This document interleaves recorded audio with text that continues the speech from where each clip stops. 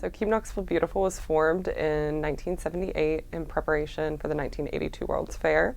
So a lot of people are going to be coming to Knoxville, a lot of visitors, a lot of people who are coming to see all Knoxville had to offer. But at the time we were known as the Scruffy City, not necessarily in the good way that we are now. So there was a big effort to get Knoxville cleaned up before the 1982 World's Fair.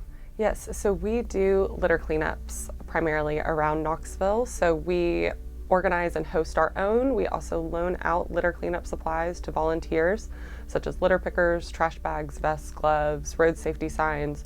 And we also provide them with information, recommendations on locations where they can go to most effectively do a cleanup.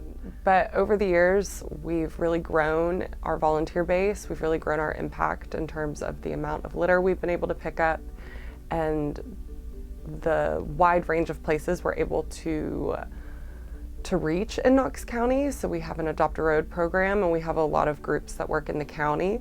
And so we're able to have an impact on those far places in the county, from Coreyton all the way down to John Sevier Highway, out to Hardin Valley, that might be a little more inaccessible for us to get to when we're located near downtown and kind of just not focused on that area, but that's the area that, you know, you drive around the most frequently. So if you don't live in those areas, you're not necessarily going to those areas, is what I mean. Thankfully, a lot of our work is outdoors. So while we were still able to have cleanups, they were just at a smaller scale with fewer volunteers. One of the biggest ways it affected us is we weren't able to go in schools. So that's a really important part of our work, is going into schools, teaching students K through 12 about the importance of caring for the environment, not littering, recycling properly. And so we weren't able to go into the schools, of course, because of COVID.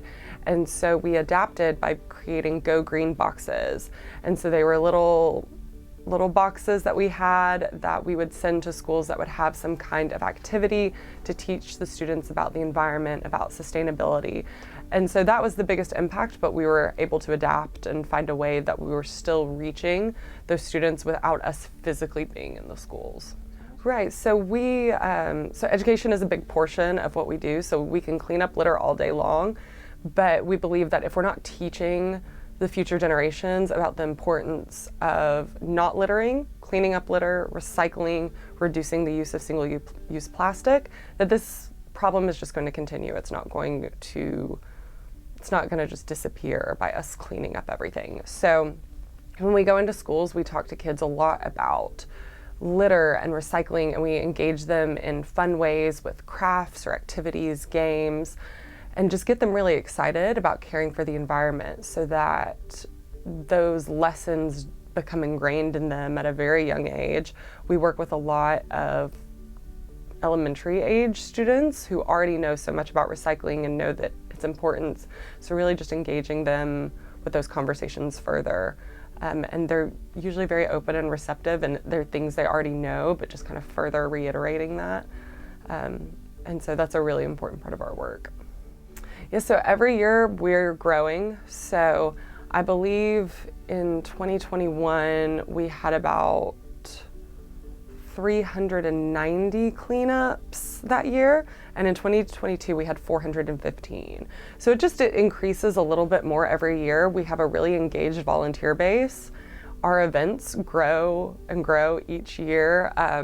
Our North Knoxville community cleanup that we had in March of 2022, we had about 200 volunteers at. In 2023, we had 350. So our events are just growing. We have a very engaged volunteer base, people who want to come out and help clean up their community in a very simple way by just picking up litter. And so I do foresee that our events will continue to grow. We'll continue to have a really fantastic impact, especially as more and more people learn about Keep Knoxville Beautiful. I think more and more people are going to want to be engaged in our mission and our volunteer work. We try to go where the litter is. There are certain challenges where groups, like we're obviously wanting to send them to areas where they're not working on a windy road with no shoulder.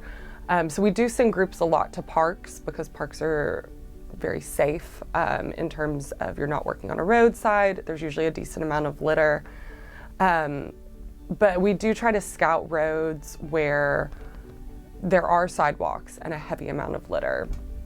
So we tend to focus a lot on South Knoxville, East Knoxville, and just really trying to identify where the litter is and send people to those spots. And so there are places that we know that are very frequently littered, like something like Tyson Park. We maybe have one cleanup at Tyson Park a month, especially with the creek going through there. A lot of, whenever it rains, more litter will get washed down the creek. And so there's a constant influx of litter in Tyson Park and along the creeks in general. So having groups go there frequently, they're usually able to make a really good impact. But with our Adopt a Road groups, they're required to do 2 cleanups a year. And so some groups will do it more frequently, and those are on the roads, frequently in the county. We have quite a few groups in the city as well. So a lot of a mixture of both, but I know for me, when I'm sending groups out, unless I know that area has sidewalks, a low speed limit, and also a decent amount of litter, because, I'm not going to send necessarily a group to a residential road that we know is, it has that low speed limit in the sidewalks, but there's no litter. So it's kind of finding that balance of it being safe enough, but also there being enough litter to go and have an impact. So last week, we did the cleanup at the Old City. That's like a perfect spot because it's a big parking lot. And so you're having a little bit of traffic, but it's not people going really fast. And there's a lot of trash, especially down there in the creek bed. And then on Friday, I did a cleanup in a vacant lot in East Knoxville, right by Chilhowie Park. And so it's just like a lot that's probably used for parking during the Tennessee Valley Fair and nothing else during the year. And so all along the tree line, we found a mattress, we found a foam mattress, we found a deflated air mattress, I found like a pet crate. So, we really just try to go where the litter is. And we're dependent on us scouting it, and also people in Knox County calling us, letting us know where the litter is. So litter complaints that we receive, we'll go scout those areas and see if that's a good fit for a volunteer group to go and get that cleaned up. So Adopt a Road is a program where an individual, a family, a group, whoever, can commit to cleaning a specific stretch of road twice a year. And once they've done their initial 2 cleanups, they get signs on that stretch of road that says, this road is adopted by so-and-so. And so it's a real sense of pride that people can take in keeping that road clean and beautiful. And also discouraging litter as well by letting people know this road is cared for and, it's going to get cleaned up. So we have a lot of really active groups. We've got about 100 groups, again, spread out through Knox County. And they're really fantastic people who, often when you're thinking about the world and all the things that are going wrong in the world, it can feel so overwhelming and you're like, how can I make a difference? And these volunteers look just at their doorstep and say, how can I make a difference, right here? And so they adopt their road. So often people will adopt the road in front of their home, in front of their business, or in front of a place that they frequent. And so they're making that impact in their immediate community. And we're really thankful for volunteers who do that, because that's how we're going to make a long-term impact. Because like I was saying earlier, if I'm not going out to Hardin Valley or Coreyton or the far-flung corners of the county, I'm not going to see that litter, so I'm not going to know to send people there.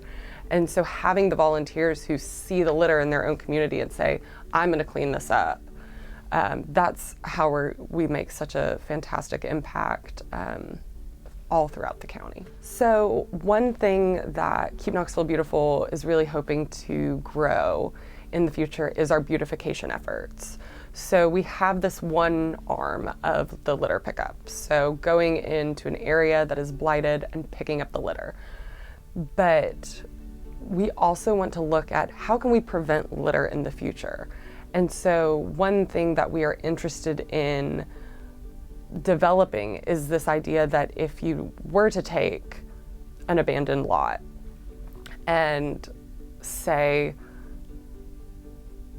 tear up the concrete and plant trees and make it a cared for place so that it's not abandoned and neglected, by planting trees or native plants or things like that, how would that decrease the litter that is there? So, often we find litter in places that are neglected, hard to get to, or not frequently visited. And so if we're able to beautify those places, will that decrease the litter? And that's something that we haven't necessarily studied, but we do believe there is a correlation, and we would really love to develop that further. So we do tree plantings with Trees Knoxville. We have a community beautification grant that is available to neighborhoods and other small nonprofits that are wanting to beautify a space. And so we really think those things go hand in hand. And, you can clean up the litter, but then caring for the space is the other part of that will hopefully have the long-term effect of decreasing the litter that's there. So instead of us having to constantly go to an area and cleaning it up, making it cared for and making it a beautiful space that people will feel more compelled to care for and not want to litter. So that's something we're really hoping to grow, again, through tree plantings, through murals, through graffiti removal, native plant plantings, so things like that. So again, to reference the North Knoxville cleanup, we saw an increase of 150 volunteers from one year to the next, from 2022 to 2023, and that was very significant. And I see that across the board with our large-scale community cleanups, that they're just getting bigger and bigger. So, I think with COVID, I know for me personally, after having that time at home, I really felt compelled to go out and do things. And I think a lot of people feel that way too, where they want to get out, they want to serve their community. And for a while, they wanted to do so in a way where they felt safe, where they could go to an event and not necessarily have to worry a lot about COVID because we were outdoors, we were socially distanced, because you can go clean up litter down this street and you can go clean up litter down this street, so you're not having to be right on top of people. So I definitely think we've had an increase of volunteers since COVID. I think that's a lot of reasons. I think it's the expansion of our message, and I think it's also people are more aware of wanting to volunteer, but also interact with other people in a way where they feel like their health isn't at risk. So we have 2 full-time staff members and an AmeriCorps member. So we have Concho, she's our executive director for another month. So I don't know by the time this airs if we'll have another executive director. But so our executive director, she manages grants, fundraising, partnership development. So really, getting us the finances so that we can do our work, right? So the executive director is obviously extremely important, because without her work, we would not be able to finance the things that we do.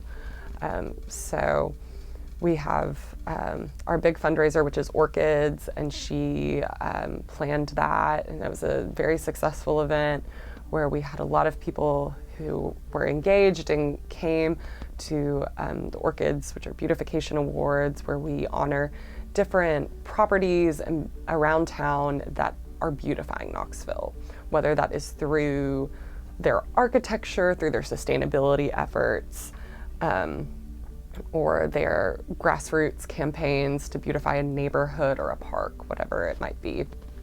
So, so that's a lot of what our executive director does. For myself, I am the director of programs for Keep Knoxville Beautiful.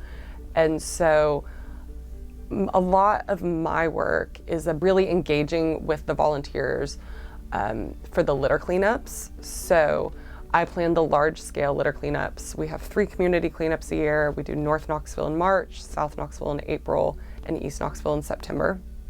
And so I plan those, I recruit volunteers, I scout littered areas so that we, again, are sending people to areas where they can make the greatest impact.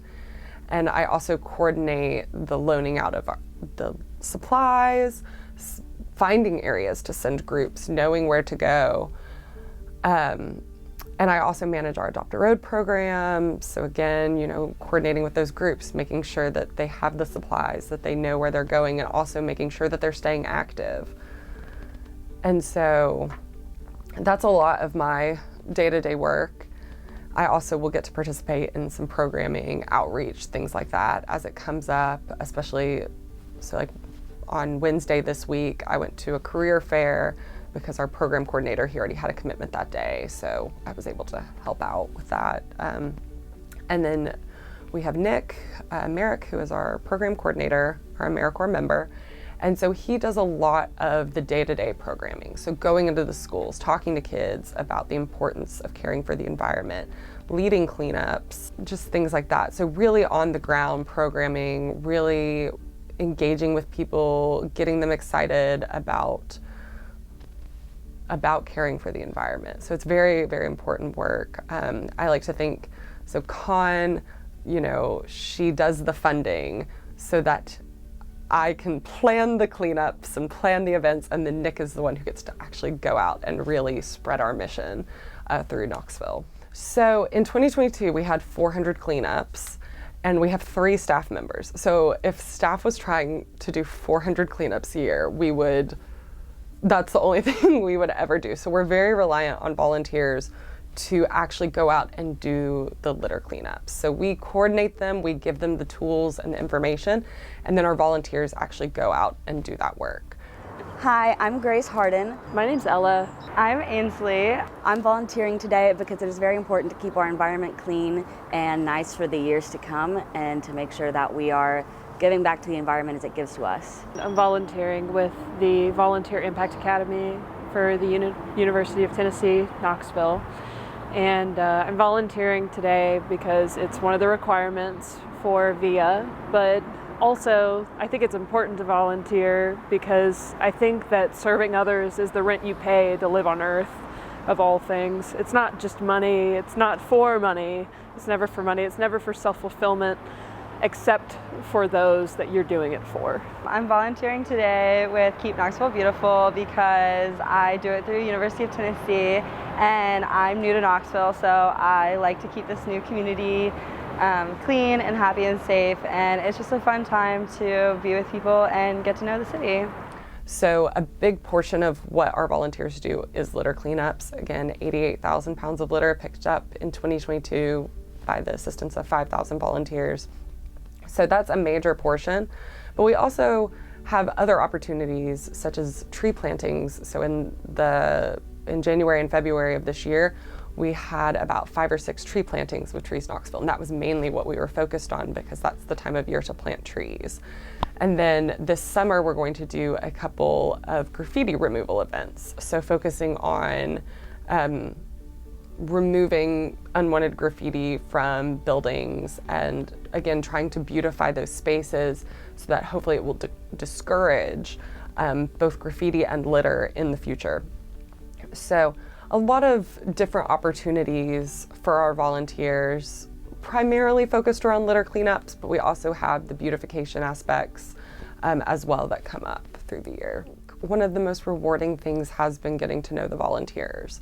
So we have a lot of frequent volunteers who come to all of our events, and I've really gotten to know them, and just learning about people's passion for the community and wanting to make Knoxville a more beautiful place is really inspiring to me. I find that to be very encouraging. I had somebody ask me once if doing litter cleanups all the time made me depressed. So I just saw all the litter and all the trash that's in Knoxville. And I told them actually it's the opposite. I feel really encouraged to see how many people want to get out and clean up the litter. So we have a lot of people that see it as the problem that it is, and they want to make a difference. And so I feel very fortunate to get to work every day with people who feel so passionate about keeping Knoxville beautiful. And that's been my favorite part, is the relationship building, is the people who I've met. And yeah, I find them to be very inspiring. Yeah, so a couple other ways that they can get involved. So one thing I always like to say is that you don't have to wait for a Keep Knoxville Beautiful volunteer event to pick up litter. So if you see a piece of litter on the side of the road, whether it's in your neighborhood, when you're going to work, whatever it might be, you can just pick it up and throw it away. And that is going to keep that piece of litter from going down the storm drain, to the creek, to the river. And so you don't have to wait for Keep Knoxville Beautiful to organize an event to go clean up litter. So you can also report litter. So if you see litter in an area that you can't get to, say it's in a ditch on the side of a really curvy road, you can report it to the city or county, depending on where the road is. Through the city, you can either call 311 or you can report it through the My Knoxville app. So they make it really simple. For the county, you can report it to Knox County Solid Waste. If you're not sure if it's a city or county road, you can reach out to Keep Knoxville Beautiful, and we will either report it to the appropriate channel or see if it's a good place for us to send volunteers. So a lot of ways to get involved and a lot of ways to keep the community beautiful, even if you can't make it to a volunteer event. Even just reporting litter is a great help to us and is a great way to get the community cleaned up.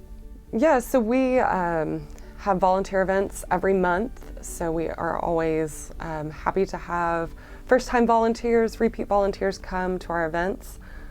I don't know when this is going to be aired, but on May 20th we have our Third Creek Paddle, which is going to be at UT Gardens, and that is where volunteers get to go out on the creek in kayaks or work along the greenway and clean up litter. So that's a really important aspect, because often litter, we'll try and pick it up on the side of the road, but if we don't get to it, it'll get washed into the creeks.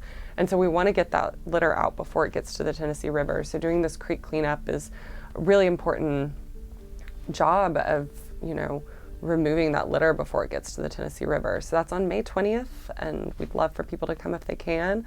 If this airs after that, we're going to have our June Saturday Spruce Up. That's going to be on June 10th from 10 a.m. to 12 p.m. And we're going to be doing a graffiti removal and litter pickup along North Central Street. So we'd love for people to come out to that as well. And they can sign up on our website, which is keepknoxvillebeautiful.org.